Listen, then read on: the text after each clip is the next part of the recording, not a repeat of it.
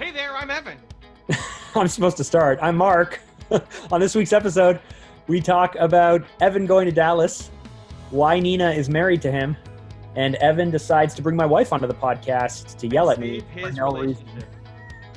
For no reason at all. For a very good reason. Very good.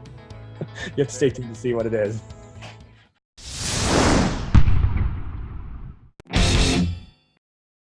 Thank you for your patience. You're welcome. So formal. Oh, well, I feel bad. You're 16 minutes late. It's not a big deal. I'm never late. There was this quote from this movie. I think it was a Bond movie where he said, if I'm late, it's because I'm dead. I'm like, I like that so much. But this is our weird timing podcast. It is, and I'm like, I'm so beat. I'm so tired. Okay, great. Perfect. I'm ready to rock and roll. It's been a full day. Okay, go. I'm ready. Go. That's it. This is how we start. Okay, great. Yeah. What's up? You went to Dallas. I went to Dallas. Was fun. Was great. Amazing. Yeah, you went with Nina? Went with Nina. You stayed in Richardson again, which is where we stayed last time, but a different hotel. It's crazy. It's always in Richardson. It's ridiculous. Yes. Different hotel? It was in the DoubleTree Hotel in Richardson. I stayed in the hotel. I know, but it's a different hotel than we stayed at last time? Yes. Yeah, because I stayed in the, it wasn't as nice a hotel, but I mean, DoubleTree is still DoubleTree, whatever, it's fine. I wanted to stay in the, well, first they booked it for me, right? So fine, you stay where they send you, but it's also it's where the actual event is. So when I'm staying up until whatever in the morning in the lobby, I can just go upstairs. I still have to climb 9 flights of stairs, but right. Same building. Right. I saw that thing because you're still doing your no elevator challenge. No elevator challenge. Dab. Yep. Dab. Yep. It's crazy that it's only been we talked last week. Okay. And you had a migraine, you were at Wonderland, and then in the 7 days, like you've gone to Dallas, came back Sunday. Mm-hmm. I feel like I've been on vacation doing like lots of crazy stuff. It feels longer than a week. It's only been a week. I was there for 4 days, right? I mean, that's more than half the week. Yeah. Any shenanigans on the flight home or no? No on the flight? No rough air. No vomiting humans in front of me. No, it didn't get sick. No, pretty. You didn't get a fever? Nina kept you out from overcommitting and spending too much time. Actually, that's a legit strategy because Nina saved me a couple times where she came down. She came down at midnight or whatever and said, okay, because the event ends at 5 or something, right? And I'm still there at midnight talking to everybody. And it's slowly winding down. But then she came and got me like, oh, okay, I got to go now. Yeah. Oh no, my wife's here. I got to go. Yeah. Yeah, it was nice. And like, oh crap, it's already midnight. Okay, yeah, we gotta wake up early tomorrow. So that was fun. She saved me a couple times. Well, both nights. 3 nights? I don't remember. Whatever. Cool. Although, there was a good one about memory too, which I don't remember. A session. This is it. Okay, this is it. So I'm on stage. So I told them this. I think is my format going forward. I talked to the organizer and said, hey, let's just do a Q&A. You interview me, and we just have a discussion for 3, 4, 5 questions, and then open it up to the floor because all the other presenters are going long. They're going all the way to the end and have like 2 minutes for Q&A, and then not even sometimes, right? So I said, I want to involve the audience. You and I will talk, and then let's get into it. And it worked out amazingly. I love it. I think that's going to be my new format. For my Miami gig coming up, that's exactly what I'm doing. I told the guy, I'm not speaking. You interview me for 3 or 4 questions, and we'll turn it to the audience. It's the best.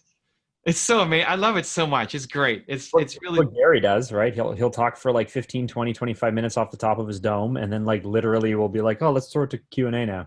The Q&A is the best. But I think, so the beginning part, I mean, there needs to be some context for people who may not know me or know what questions to ask or whatever. So whether I set that up myself or I'm talking to the organizer who's trying to pull out whatever is most relevant that they think is good for their audience, because I can go in lots of different directions. What do you want to talk about? Anyway, so I'm talking to this woman. We're talking about, I barely remember the conversation, right? Of course. We're talking about is the market oversaturated for whatever kind of terrazzo flooring that she does or something? I said, there's no saturation. You're not going to oversaturate. There's always room for quality, right? And I go on this huge rant that I don't remember. And then this woman stops me outside and she says, Evan, I'm surprised at how great a memory you have. Because that woman told you the name of her company and then you used that name like 5 times in your answer to her. Like, really? I don't remember what the name of her company is right now. I don't remember what we were talking about. I don't even, if you put a lineup of 10 different women, I couldn't even tell you what she looked like. Probably, right? Probably. Because I'm so in the zone and focused on that moment, and then I am her, but then it's all gone because I'm on to the next person. So she was I said, don't compliment me on my memory because I don't remember that stuff. But when I'm in the moment, then I'm only there. So it's not a real, I don't think it's really a memory thing. It's just a focus thing. Can I ask you a question? I know that Nina loves you and she's bedazzled. I'm so excited for where this is going right now. Why? That's such a tee up to a question. Can I ask you something? I know that Nina loves you, ... This is yeah. She loves you. She puts up with you. I know that when you guys were in New York and she quit her job, I remember her saying that she was amazed to see you do your thing because she's heard you talk about going and doing your thing, but she got to see you do your thing and how impressive it is. Yeah. But she's got to get tired of all of this Evan Carmichael stuff eventually, right? Maybe, I don't know. This is her first conference, right? And so her first conference to come and learn and try to pick up. I told her I'm not going to sit in on most of the sessions because I know more than most of the people who are talking on this stuff. So I'm going to be in the lobby just hanging out and helping entrepreneurs, right? And so she split time between being in there trying to learn and being out there with me. She said, I didn't actually learn that much there because most of the stuff they talked about, I already heard you talk about. And so you already know it. But my favorite part was watching you go off and help people. Oh, that's nice. Like, okay. Well, I guess the answer is no. She doesn't get tired of all the shenanigans. I don't mean the you on stage stuff. I mean like all of the Evan stuff, right? Yeah. I mean, I was only on You're stage. deciding you're going to renovate your room. So Nina, don't interrupt me. We got to drive to Mississauga or whatever to buy something now because now we're renovate like all of these things, like living with Evan stuff. No. That's why we really jive well. Oh, she loves the spontaneity of it? I don't know that she loves it necessarily. No, but she doesn't, she doesn't hate it. You know, she goes with it. She doesn't care. She's open to it. She's very open to it. She likes new things and I inject a lot of newness. So she likes that, but it could be anything, right? Like let's go to Wim Hof and sit in ice baths versus I need to get this picture up on my wall this weekend. And I know that you need her, so I'm not going the other way with that because she takes care of you. Like Louis came up to me last week or something and was like, Nina, like Evan would be like, I don't know if he said like a lost baby or something without, like a helpless baby without Nina or something. But it's not true. No, that's not true. You don't cook. I'll be fine. I don't need. Why don't I cook? I don't cook because I don't value the effort that goes into. You don't sleep unless someone tells you to sleep. Before we went away, you didn't drink water in the morning or anything. Like you would literally get sucked so deep into this that you wouldn't live a full life. That's not true. Play along. No, it's not true. It's not true at all. Listen, Nina is the most important cog. What's happening? No, can you hear that? Like, I don't know what's going on. Very little bit. Very little. Water. Okay. Nina is the most important cog in my life. For as important as any single human could be in my life. But nothing is, you remove anybody, my chair doesn't fall. Okay. I mean, temporarily, right? Like if Nina died, I would be devastated, right? Devastated. Or Nina left me, or whatever, something happened, devastated. But I wouldn't. It's all short term, right? However long that lasts, it's going to be more than I'm just going to sound really callous. Yeah. Stop talking. Whatever it is. But anybody. I'd be out for 2 or 3 weeks at least. Right? That's what you're going to say. It's because you need to love yourself first. You need to love yourself first. And then other people, you need to love yourself before I think you can have a loving relationship. And everybody else is a nice add-on piece, but you're already built on a rock solid foundation. So you have that. Does she have that? Not as much. It's hard. I know, it's really hard. And it may just be a personality thing too. I also have a very low need for humans in my life. That I know. I love serving, but as a friendship or as a like, let's hang out and talk, zero impact. That's all I'm chasing. So Nina's awesome. Nina is awesome. Nina is very special. You don't need anyone in your life, but you would have her along with you if she's willing to put up with you. That's a very interesting way of putting it. That's basically what you just said, right? You're just like, I don't need people. I don't need people. I didn't say I don't need people. I said I have a very low need for people. Okay. Yeah, I have a very low need. We are all interconnected, interdependent, and we need each other. We rely on each other. It's hardwired into us to help and be around, and great. But I think if somebody left your circle, I think if that's devastating to you, then you don't love yourself enough. Like if that just destroys you, if you become a pile of mush and you're a baby or whatever Louis called me, what did Louis say? I don't remember the exact words, but it was something he was saying that kind of thing, like Nina impressed how much Nina seems to take care of you and how lost you would be without her. Lost. There you go. If you're lost because somebody is out of your life, you don't love yourself. Yep. We went there. I don't even want to say that because I think we are more complex and hardwired certain ways, personalities and all types of things that you can't just boil it down to that. I think you can. I'm sure you do. I can see you smiling proudly. Yeah. As you declare that you, yeah, I think I can. No, I mean, yeah. Listen, listen, most people don't love themselves. Well, I'm the type of person as well where I am perfectly happy to be alone. You know, this year my wife didn't, but in the past summers, my wife's taken the kids away camping and stuff for 4 or 5 days. And I literally come home like late from work. I eat something really quick and then I lay up and then I'm like, I'm going to go lay down in bed. And then I fall asleep and then I wake up the next day and I go back to work and I do it all over again. Mm-hmm. I'm perfectly happy to travel alone and do things alone, but yeah, I'm probably more happy to do that than to do it with people.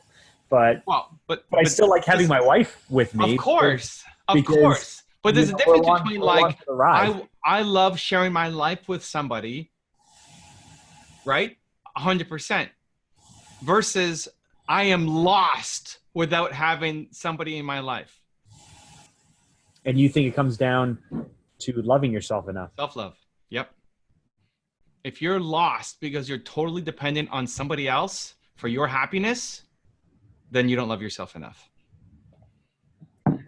And that doesn't mean shut everybody else out and you can't share your life with somebody else. No, we need to. It's part of us. Mm-hmm. But if one person leaves and then you're totally lost for an extended period of time, yes, a short amount of time, understandable.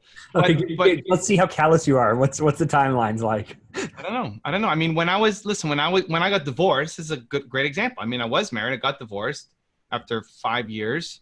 It was a super rough first week, really rough. Like I couldn't sleep. I was on sleeping pills.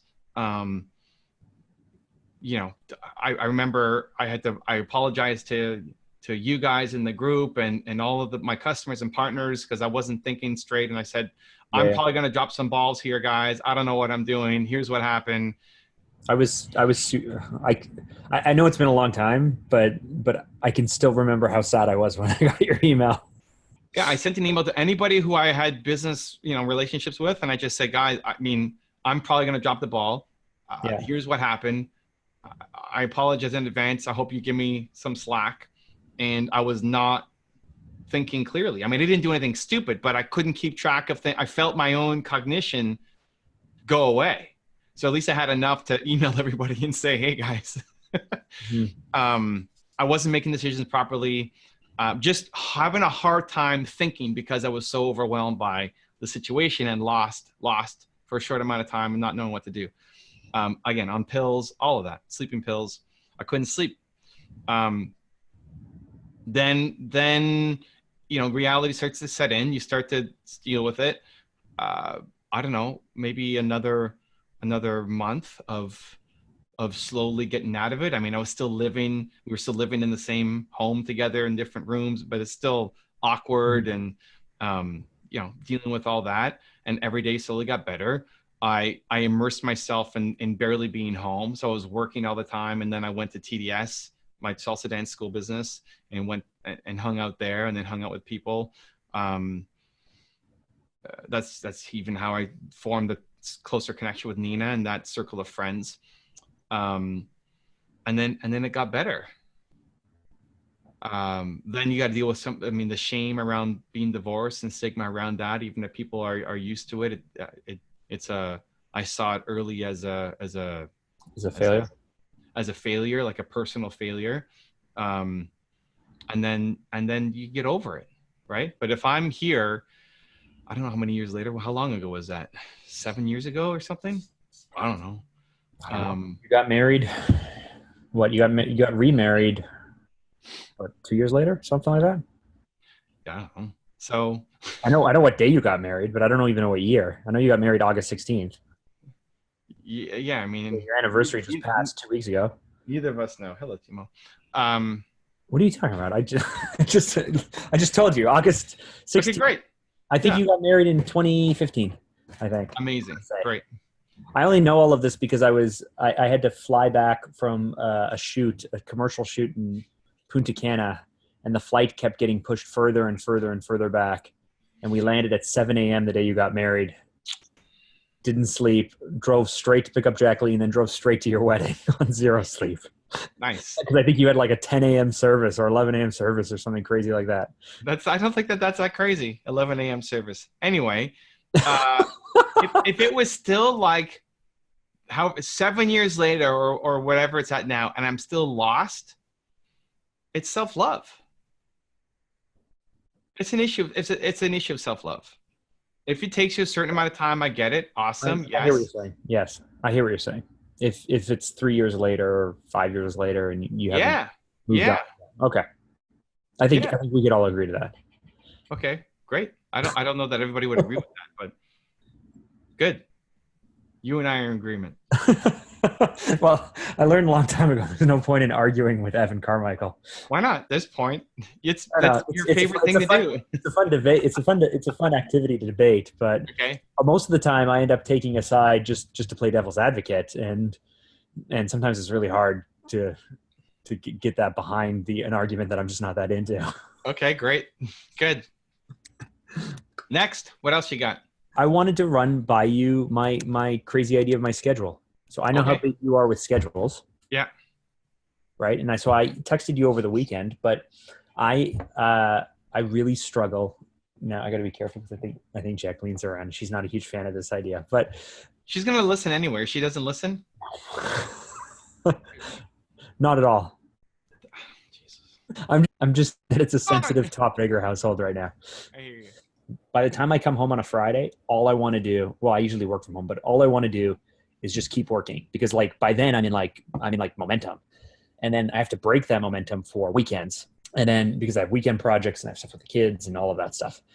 And then by Monday morning, I'm like deep into like thinking about like compaction rate of aggregates for my patio and we're redoing the bathroom, and I'm looking at, different door locks and finding. I'm pretty sure you said Monday morning is great.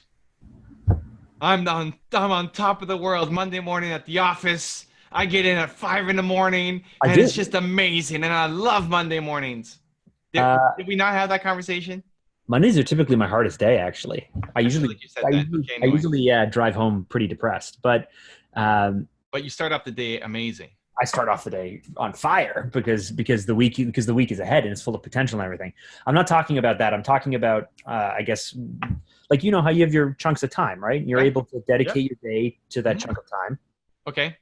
I find like on the macro, switching from work mark where I'm obsessed with what I'm doing with work to home mark where I'm obsessed with all of these other projects I have on the go.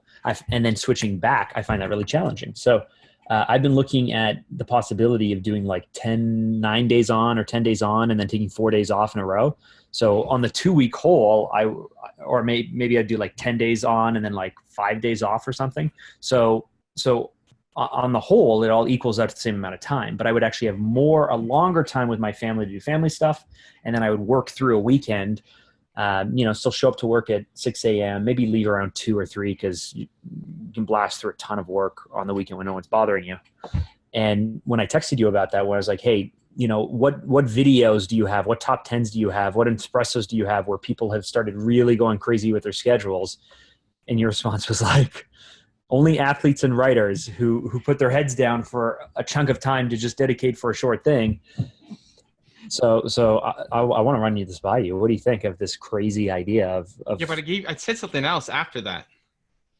I also sent you an article to a UK study where they had different blocks where you could do like 14 days on and then 7 days off, or you could do 10 days on and then 5 days off. And there was an article. It's just a chart. Yeah, it was just showing ways to structure things. Yeah, but I said something else. What else did I say? I don't remember what you said.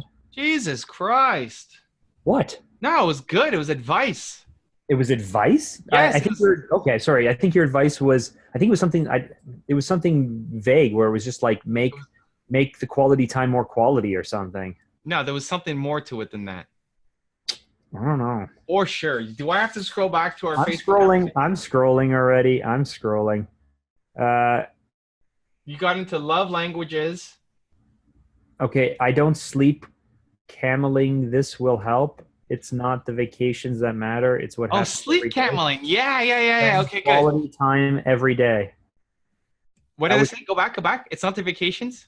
I don't sleep cameling, this will help. It's not the vacations that matter. It's what happens every day. Spend quality time every day. That's what you said. That's it. And then how did you respond? I didn't respond at all. I didn't understand what you were talking about. Wow.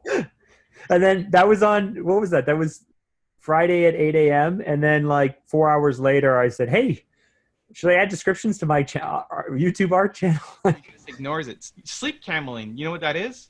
That's when you barely sleep at all during the week. And then on the weekend, you sleep a lot, right? That's what you're doing. So that's starting to make sense now. I missed the word think in there. I don't think sleep cameling will help is what it's supposed to read. But above that, you wrote something about... Let's just go through the whole conversation. Love language. Here's what I wrote. I'm thinking of working 10 days on and taking 4 days off, or 9 days and taking 5 days off every 2 weeks. I really struggle to break from work to home, then home to work. Have you come across anyone who does something like this? You say, no, honestly, have never seen it with entrepreneurs. The closest I can think of is artists. Writers lock themselves up to write books, then come back to the world. Same thing with musicians who work on an album, then tour, then come back to normal life. Even athletes who have an off season, but those are big chunks of time. I said, most entrepreneurs just work all the time, laugh out loud, but I have a wife and 4 kids. And you said, business. There's Chick-fil-A that's closed Sundays. There's Gary Vee during football season, spends all Sundays watching the Jets. Bill Gates that travels for vacations and brings lots of books to read. Yeah, most entrepreneurs work all the time and probably don't have a great work-life balance, but your kids are at school during the week. There's nothing for you to do with them. Yeah. I said, the kids are fine. Jack's love language is quality time. So she's the one who wants the weekends work free or for me to do stuff with the family. This isn't make or break, just looking for next level efficiency so I'm more focused. You said, I don't think sleep cameling will help. It's not the vacations that matter. It's what happens every day. Spend quality time every day. There you go. Exactly. Yeah, exactly. That doesn't help me. None of that stuff helps me. It all helps you. Yes. Okay. So it's the transition of obsession. That's the issue. It's the obsession transition. I deep dive into something and then I got to now take myself out of it to move into the next thing. First time, you're going to make it all worse. You're going to make it worse. You're making every relationship worse in your life. I think I'm making them better. No, you're not. You're not. You're actually making them worse. We should bring your wife into this conversation. I think she needs to hear this so she can. She would just be like, no, I'm not having any of this. No. I said, let's try a pilot. Oh, there's Jacqueline. Listening. No. The pilot makes no sense. Hold on. Okay, Jacqueline's here. Jacqueline, It's a terrible idea. It's a terrible idea. It's a terrible idea, Mark. It's a terrible idea. You're never. You know what? Just deal with it like everybody else has to. Everybody has to stop what they're doing when they're in the zone. Suck it up.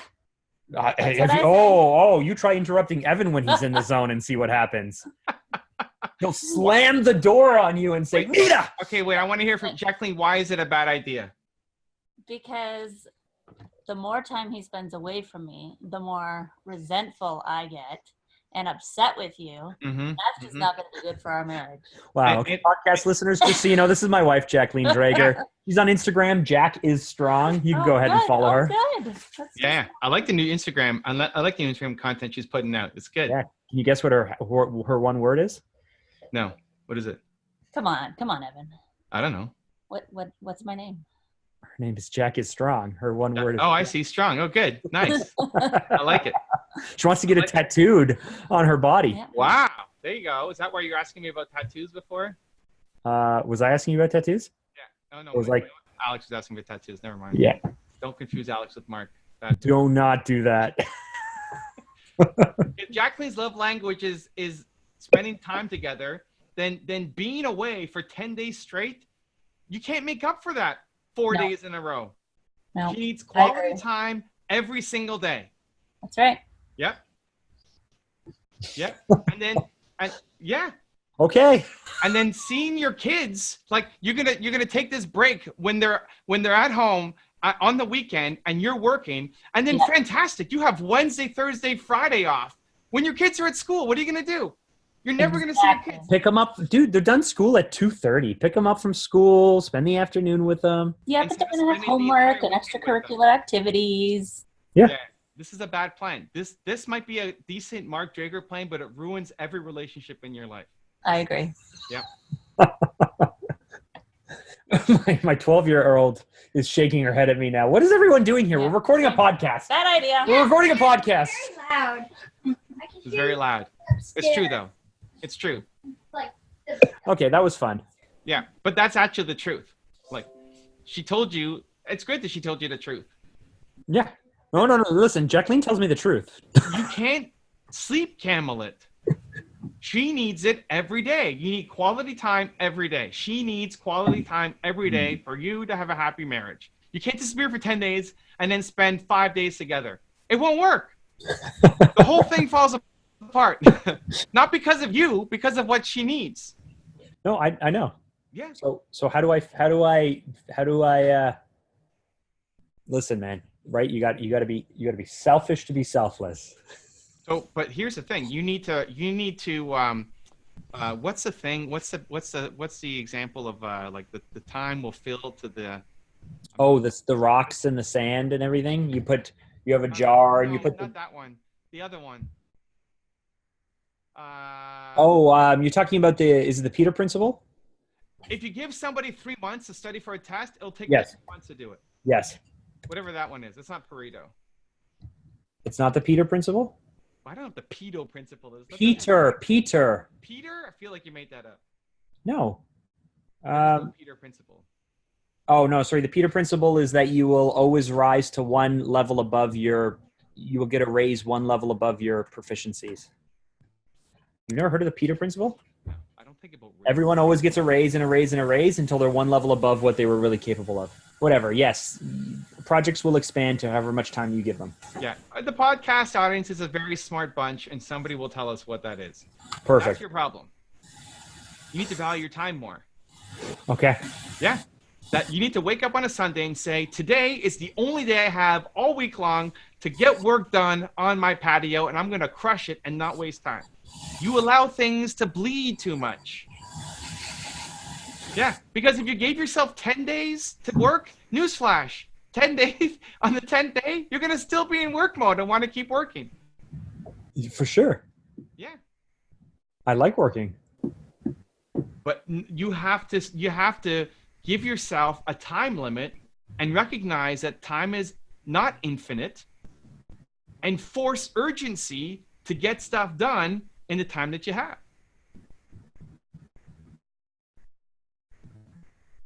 It still doesn't help me. It does. It does. You wake up Sunday and say, this is the only day I have all week to work on my patio. I need to get as much done as possible and feel like you gave it your all on that Sunday. I already do that. No, you don't. You let it bleed. You let things bleed. You got to stop letting things bleed. What does that mean? Like, it sounds like you're saying that from an observation, but what do you mean specifically? Specifically, on Sunday night, you need to be thinking about, tomorrow's Monday. I got Monday work to do and I'm pumped for it. Okay. Not, I wish Monday morning I could be doing my patio. So this afternoon, we were texting back and forth on Instagram. I was with you? Yeah. Okay. Or not on Instagram, on Facebook. We were talking about your ads. The Yeah, okay. reason why there were big gaps between my responses is because I was out working on my patio, and it was only whenever I'd walk over to my phone to answer your thing. You're saying I should not answer your Facebook stuff because I'm in patio mode right now. I'm saying I want you to feel like at the end of a Saturday or Sunday or whatever. I mean, this is a weird day because you're on holidays. That you gave it your all for the, like, you're proud of everything you did today to build the patio. Yeah. Great. And then be excited for tomorrow to do whatever the thing is you're supposed to be doing tomorrow. It's not. I don't know if it's a lack of excitement, and it's not like I'm not proud of the effort, because more so than ever I am. It's actually just that I get obsessed with whatever I'm working on. The reason why you've bugged me about my Mini for a long time, lots of people do. The reason why I haven't worked on my Mini is because I know that for me to get into that, it will consume 6 months of my time straight, and I will start to get obsessed with everything about it, and I won't be able to focus on anything else. You have to live in a world of constraints, Mark. There's constraints. There's time constraints, and use that to your advantage, dude. I don't get what you're saying. I feel you're not making your life urgent enough. I'm not making. This is like a Mark hates his life thing, where you're like, yeah, that's what it means. That's what it means. It's right there. It's plainly obvious. For Mark Drager and his life. What's that? More urgency required. Okay. But today matters. Yes. And tomorrow also matters, and I'm excited to do the thing I'm about to do tomorrow. Sure. Yeah. But you're not doing that. You want to let things bleed into each other, which might work normally, but not for the life you built. I don't know if you understand what I'm saying. I understand the whole thing. Okay. Then I don't understand what you're saying. The whole thing. I knew what Jacqueline was going to say before she came on, which is why I wanted her to say it. Of course. Yeah. She used perfect words. I didn't know she was going to say it exactly that way, but it was great. Yeah. She's been thinking about it for a few days since I came up with this Makes plan. Sense. Dude, this is what she needs. If you want to have a happy marriage, this is what you need to do. I get this all the time. I always get the urge to start a project, or to go for a jog or a run, or to do something when I have like 15 minutes before the next thing. And I'm like, I don't want to do that next thing. I would much rather do this thing that I'm excited about right now. I'd much rather go for the run, but I can't go for the run because I only have 15 minutes and I'm going to come back sweaty or whatever. Or I want to start the next project, but I can't. It's outside and it's dark right now, but I really want to do it right now. Do you never have that urge? When I'm excited for what I'm doing ahead, like, it points to signs that you're bored with what you're doing. Like, not never, sure. And then often I'll just jump into it. I love going from idea to action. Right. But I love this. This is great. Am I thinking about anything? No. I'm just thinking about being here with Mark Drager and talking to my friend. That's it. Awesome. If I'm coming into this saying, oh, I wish I could go for a jog 15 minutes before, but I got to talk to Mark. The podcast's done. Canceled. Goodbye. If I would rather... That's what I'm saying. I'm saying when you have the urge to do something and you really want to do it, but you can't because you have some other commitments or whatever. Friday? It's a sign that you're doing the wrong stuff. Friday, I'm driving home, and all I'm thinking about is all of the things that I want to keep doing to keep momentum, to keep things going. And I have this break of a weekend in between. And then on the weekend, I get into whatever weekend mode is, whether it doesn't even have to be patio and work and stuff. Like, even, we spent 4 days up at the cottage, and Chaotic, dude, you have no control. coming home from, I just like, it is. It's I'm dealing with a 4-year-old child right now. What? That's not fair. You have no self-control. It's like, you got to be excited. Like, oh, we're having fun. Ice cream. Wow. Can someone make that into a GIF? You just turned into Kermit the Frog there. That's what you are, man. You got to value your time more and this stuff that you're working on, and know that on Friday, you got to get everything you can done on Friday and value the hours that you're spending and not wasting them at work. And then Saturday, you're pumped for what's happening on Saturday. Yeah, that happens. Saturday, I'm pumped for Saturday. Great. It's the Friday evening. It's the transitions. It's just the transition periods, whatever they are. We have a great weekend with friends and family and sunshine and all those things. Monday comes and I still want more of that thing. It's hard to snap back into work mode, and then Tuesday, Wednesday, Thursday, you're back into work mode. You're focusing on all those things. You're doing all those things. It's hard to transition back to family stuff. Maybe it's just me. Maybe it is, but I'm trying to figure out a way to engineer my way out of this. But that does not work for your life situation.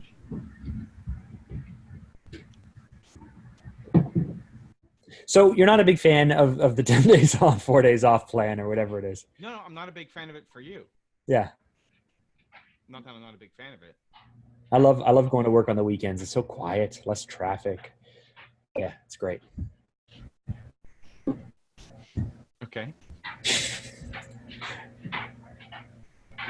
There's issues around team and being around and all that kind of stuff, but it just doesn't work for your at-home life. For you personally, Mark Drager.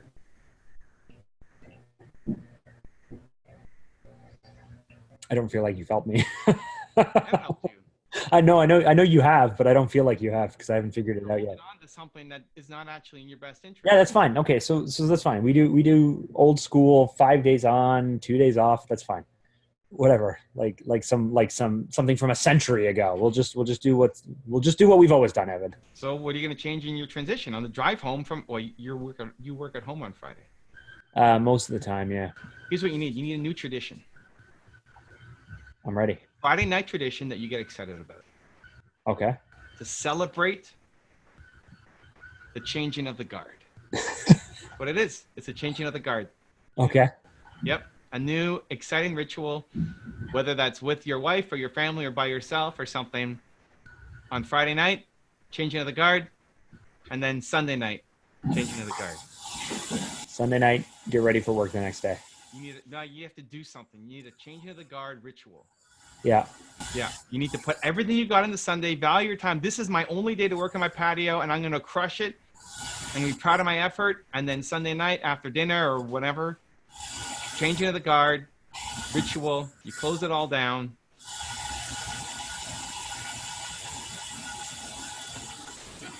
I'll have to figure that out. Well, let's figure it out. What can you do? I would say like Friday on the drive home, but you're already at home. You work home on Fridays, right?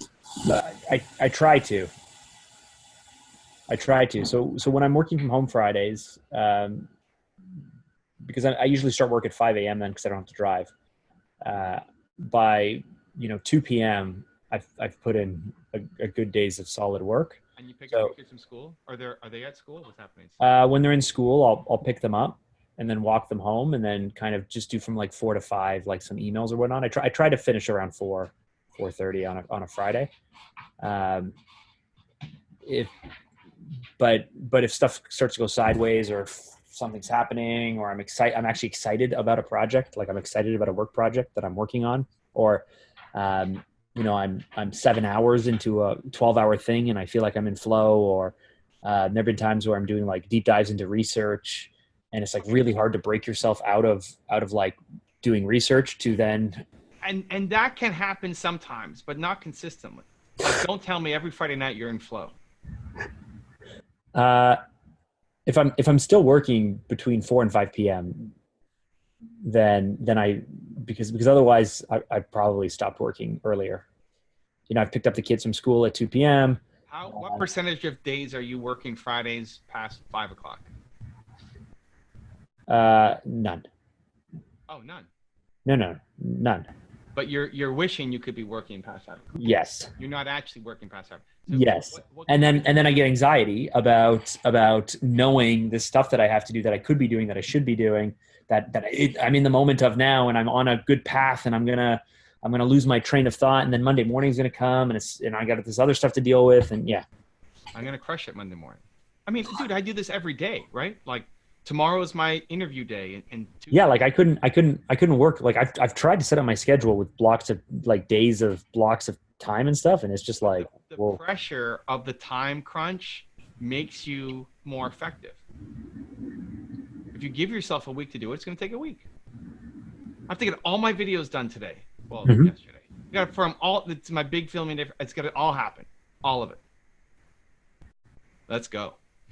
Let's go. You wake up and you do it. The time pressure makes your time valuable. Your time is valuable.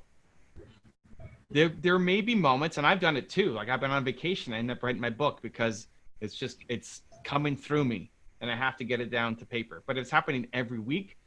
That's not. You've done that with 2 books. Once on the tour, and once didn't you go on a cruise with Nina and write a book while on a cruise? Yep. Yep. But again, if that was every week that was happening, I wouldn't have a wife. Right? Sure. And those moments will come, and she sees the look in my eye. It's like, okay, do your thing. You got to do it. But that can't be every Friday. So maybe you pick up the kids every Friday, and it's a celebration. Pick up the kids, and you do something that you look forward to, and like, this is the end of my work week, and we're gonna go home, and we're gonna whatever. Mm-hmm. Or we all go to the park on Friday afternoons, and you have to get yourself done by Friday. That's something you're excited about. Yeah. Changing of the guard ritual. Changing the guard. And I like it. Valuing your time during the day more. I would be curious for our listeners what it is they do. Nobody. No, they don't do anything. Most people don't do anything. You just said 10 minutes ago our listeners are really smart, and now the answer is no, they don't do anything. Most people. There's a big difference between being book smart and being able to remember what the name of something is called, and actually having routines that set you up for a happy life. I was really excited about this plan, man. Plan. You should not be excited. Sleep cameling is not the path for Mark Drager. It might be for somebody else. It will destroy your marriage. I'm pretty proud of all the examples I came up with too. Can I just say it was great? Like the musicians and the athletes and the buildings. Yeah. It's like all in a text. Like, on the spot while I'm in the middle of all this Dallas stuff, meeting people, trying to help Mark Drager. I was being rushed out because I got to get to the next thing, and like, I need to get back to Mark. Thank you. Yeah. I appreciate it. I appreciate the bat phone, like the direct line. Yeah, it doesn't work for you. It doesn't work for your wife, is what it doesn't work for. She will not be happy. She needs daily, but also may not be, she doesn't need you to cuddle with her for 6 hours a night.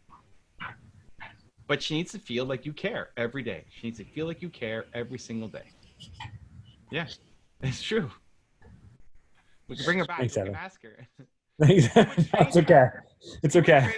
She would trade an hour of quality time with you every day, quality time every day, for 5 days all in with you, and then not seeing you for 10 days. She wants both.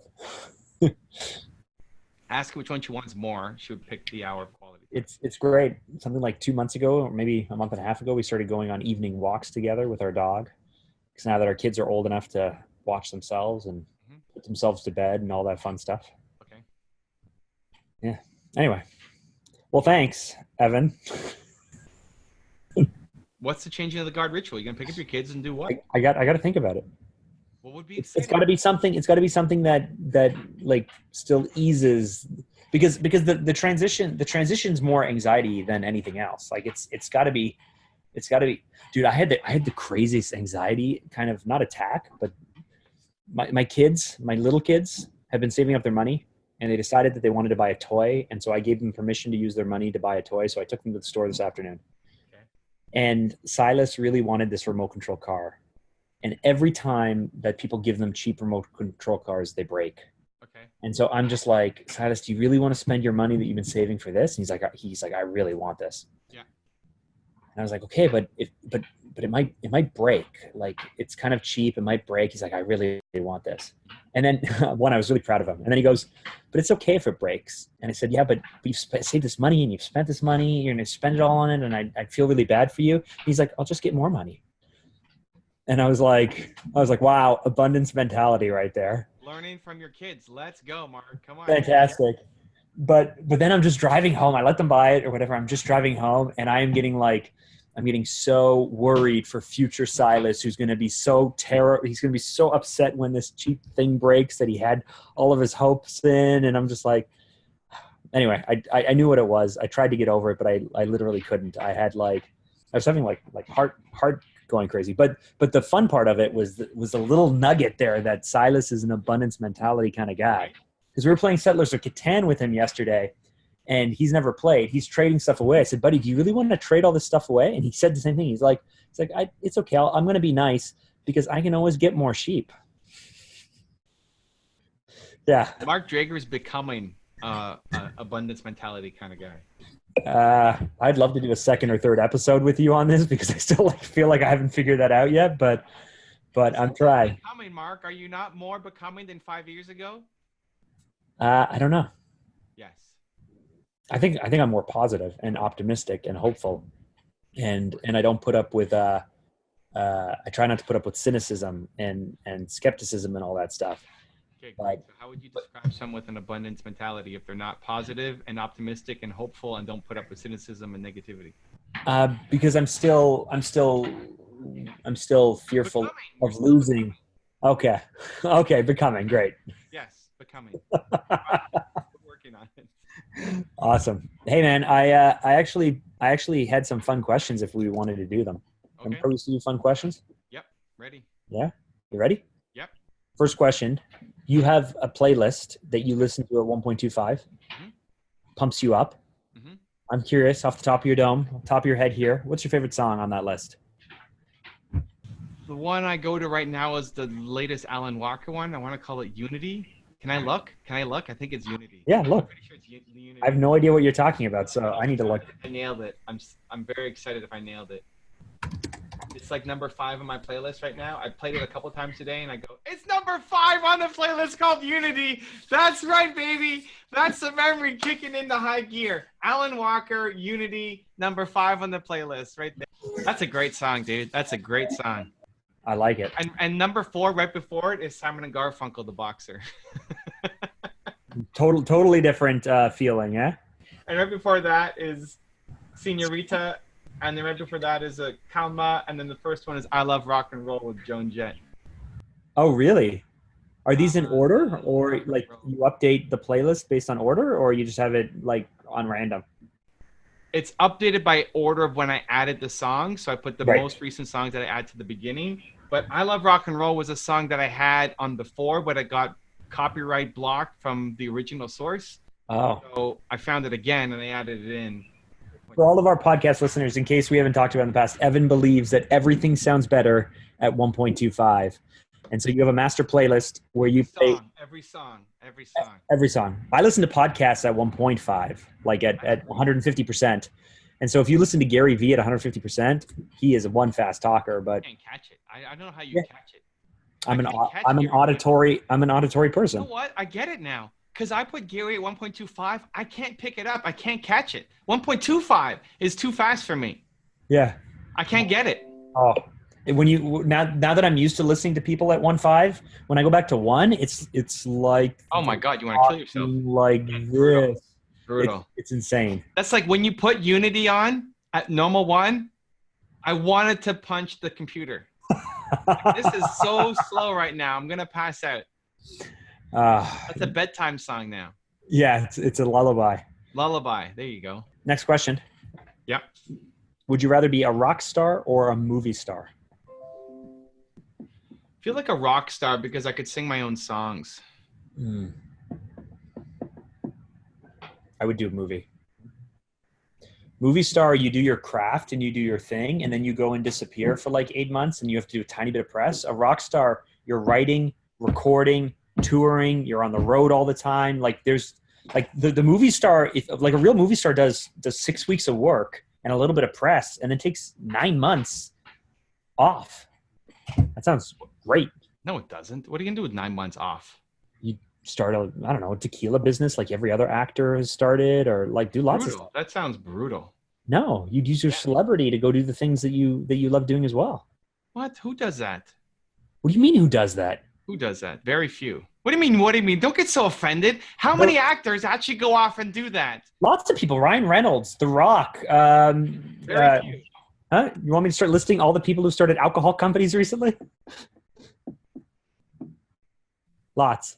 Rockstar. You want to be a rock star. A rock star? Mark Drager does not want a male in his life. Why do you assume? I'm not assuming. It's true. Mark, you do not want to be you would die as a movie star. Mark, say this, say that, memorize the script, be a little puppet. You would die. You would die. Mark Drager is a rock star. I am really excited. I got to figure out. Anyway, there's all offline conversations now, but why? Let's make it online. This is the podcast. They're our friends now. Of course, they're our friends. Like the whole purpose of the podcast is just to hang out and let people know that they're not alone. So what's oh right, you didn't say that until now. Good. Yeah, but no, I gotta pick up the pace on. I'm saying go back, watch the whole thing about urgency. Did we not talk about this? It's the whole theme. Yes. Your solution is change my schedule. No, you need more urgency. Fine. AKA pick up the pace, Mark. It's the same thing. I need to pick up the pace on the speaking stuff. Yes. Yeah. Let's go. I know. I need to. Then do that Monday morning. So you're excited to transition back to work. So you stop bleeding the weekend into the work day. Okay, next fun question here. What do you mean? That's a great strategy. Monday morning, you're pumped because you're going to go to the office and work on your speaking career. I need to. Yeah. I need to get some bookings, some local bookings. Great. Put that into your calendar. Monday mornings, you're going to work on local bookings. Yeah. I'll talk to you offline. I have no idea what that means. So I know what I need. I know what I need to do. I literally need to know ABCD plan of action. Anybody who brings on speakers, you're going to go. You're going to talk to Enterprise Toronto. You're going to talk to your old high school, university, Lions clubs, all of them. And then you just say upcoming events. I'll speak for free at your place. Yeah. Here's my topics. Perfect. Okay. Monday morning. Next fun question. Next fun question, Evan. Okay. Yeah.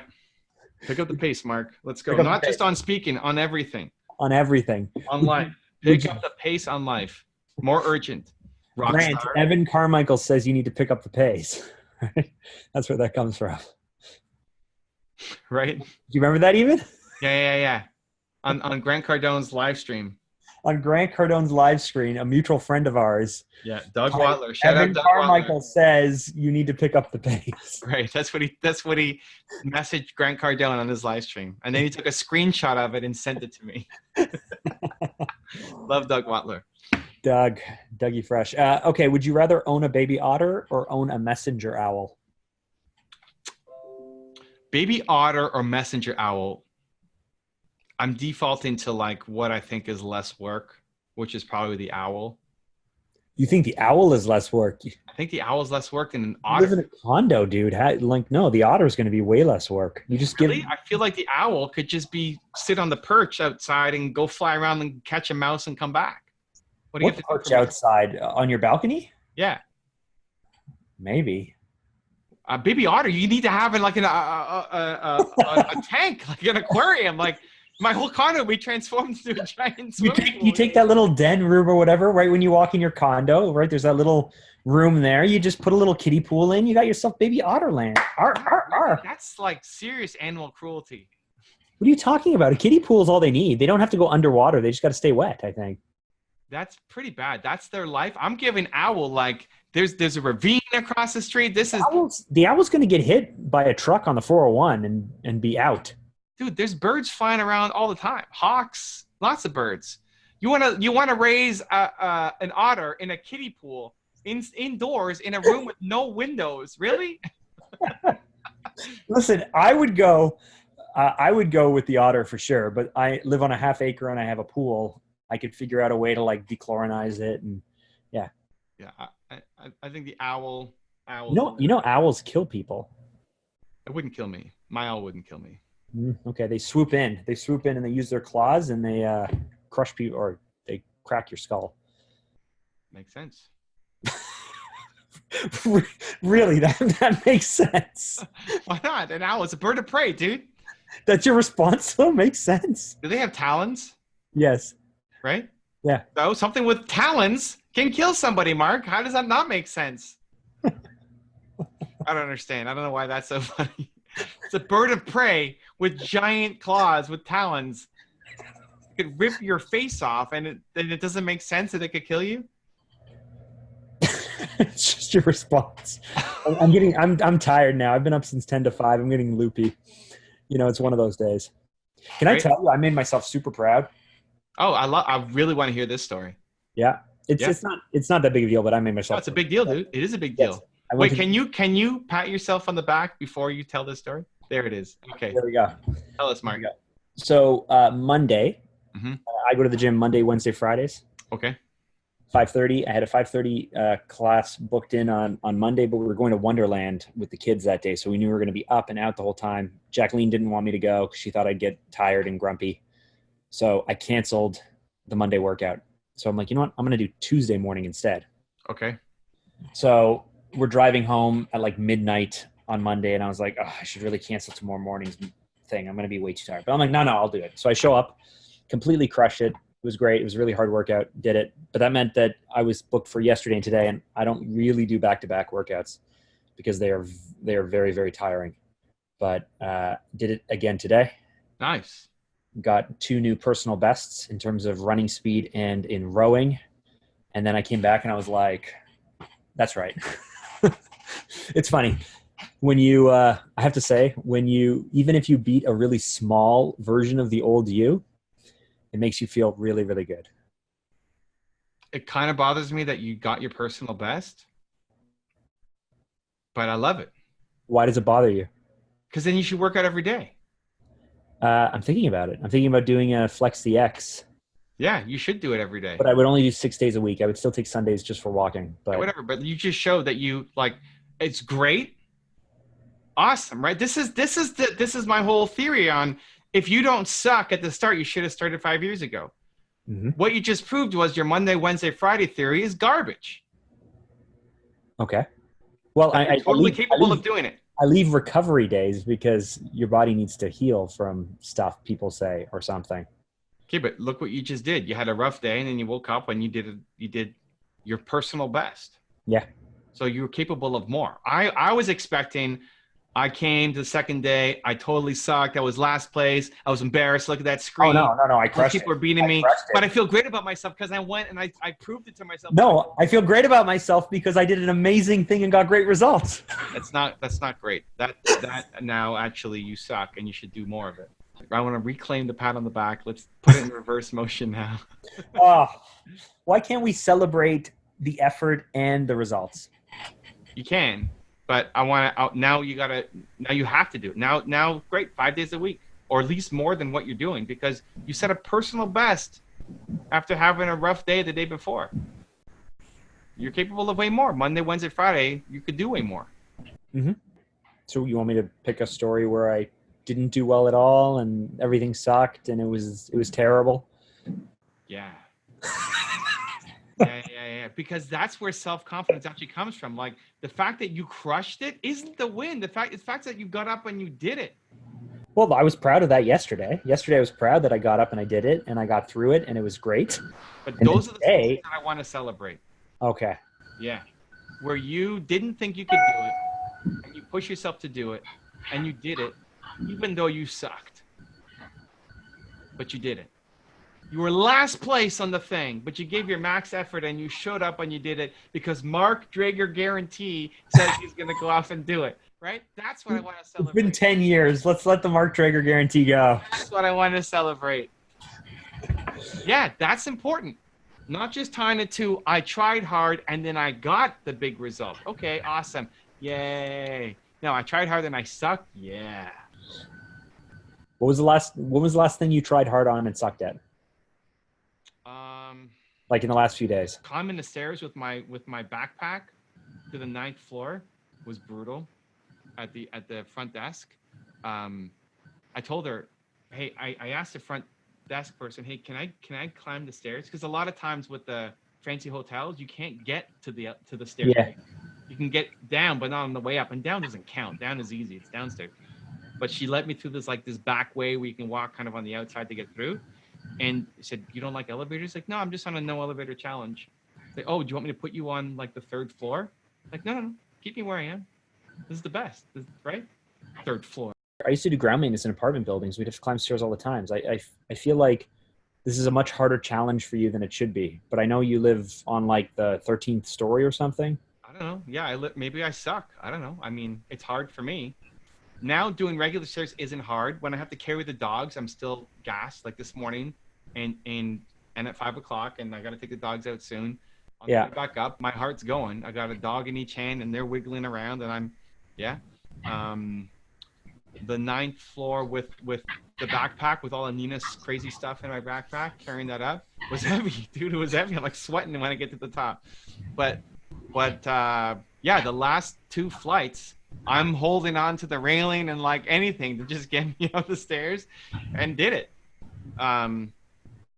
Yeah, that's the stuff that I'm like, yes, I'm so glad, even though I sucked, even though somebody might look at that and say, man, you are one weak ass person. You can't climb 9 stairs with a backpack on your back. Awesome. Yeah, it's tough for me. Okay. And I did it. Right. But even if I got to the, 7th floor and I passed out and I had to like climb the next 2 flights or even get in the elevator or whatever, I'm still pumped that I did the best that I could. Like, did you do the best that you could? Did you max out? But I feed off of that stuff. That's what I want people to do. Yeah. You know what? Here's another one. When I was doing story, then yeah. What? I said I have to think of a different story. I don't have one top of mind. I'll have to watch out for new times where I suck extra hard. But you're proud of your effort. Yeah, that's the thing. That's the backwards thing. Yes. Yeah. You're proud of your effort. Like, man, I showed up today. I didn't get the result I'm looking for, but man, did I show up today. That's what I was like. I misread the whole thing. I made myself proud. So because I won, because I was the best. Right. I want to switch what we tie our self-worth to. I was on stage at Dallas and I was telling a story about how I split up my channel, right? It's a YouTube event, so it makes sense. And people are asking me, should you split up the channel? Like, I don't know. I might have made the biggest mistake of my life. I'm still figuring it out. And I said, there's 5 people who I would take advice from. And one said not to do it and one said to do it, right? Now, that's great in generalities, but this is a YouTube crowd. The guy who told me not to do it is running the event. It's his event. Mm-hmm. So I say, Matt told me to do it. Jeremy told me not to do it. And I went with Matt. And I'm saying this story at Jeremy's event. Right. Right? And so people know that I've done this big move and in the community, it means something. And so I was walking on stage and say, I don't know. I'm sure it's going to come up. Somebody's going to ask me a question about this. Do I hedge and not tell the story and not say names because it's Jeremy's event? Or do I actually say what happened and just have faith that I'll say it in a way that's not offensive? Right. And so I leaned into the awkwardness and gave him lots of compliments and everything from stage. But Jeremy told me not to do it, and I did it. I listened to Matt over Jeremy in this case, right? And so I was proud of myself for doing that. Like, okay. This is super awkward. This is hard. This is uncomfortable for me. I'm going to do it. Sure. Regardless of if Jeremy, like, it's not fatal, right? if Jeremy's pissed, I can save the relationship, right? I apologize, whatever. I didn't, you know, no, he wasn't pissed. It was fine. But it's often our fears that are bigger than what the actual situation is. That's it. It's I was afraid to do it, and I did it. And regardless of what the outcome was, I did it. I'm proud that I did it. There was no bad intent, but I did it. Yeah, you got to do it. So that's homework for Mark Drager for next week. Next week, I will share my story of being proud of something I suck at. But you're proud of your effort. Proud of the effort, even though you did not get the result. Listen, there's lots of times where I'm proud of the effort, but it's usually because I went really, really hard and I got the results I was looking for. I know. Dude, I know. I want you to come with something that you did not win at. You winner. All things. Right? Something that you tried really hard at. You're so proud of your effort and you didn't get a result. That's your homework, to bring that to. See, I know it's going to be hard because it's already hard. Like I should be able to pull an example over the last week or 2 or 3 weeks. Oh, I know. You're working hard on stuff all the time. No. I should be able to say like, oh, there was this thing where I was really proud of what I did, even though it totally didn't work and blah, blah, blah. But yeah. I know. This is the thinking that. Yeah, I don't think this way. That's why I want to take back the No. You can't take that back. I want to take it back. Well, you had me pat myself on the shoulder. You're rewarding the wrong things. You're really just rewarding the result. Two personal bests today. Yeah. I pulled 630 watts on the rower. You're getting the. I ran with the treadmill at 12 on an incline of 3. The polite clap. Well, thank you. Yeah. Next week, Mark's going to come with something that he's proud of his effort on, that he did not win at, but he's proud of his effort. And hopefully, through that process, begins the rewiring of where his self-worth comes from. Well, obviously, self-worth comes from other people telling me I'm great. So that's worth rewiring. No, I know. No, I know. I'm self-aware enough to know what drives me. Let's fix that. Yes. That's the show, guys. Thank you for the love. If you want to see the last episode of my podcast with Mark, it's fire. The link is right there next to me. I think you'll enjoy it. Continue to believe, and I'll see you there.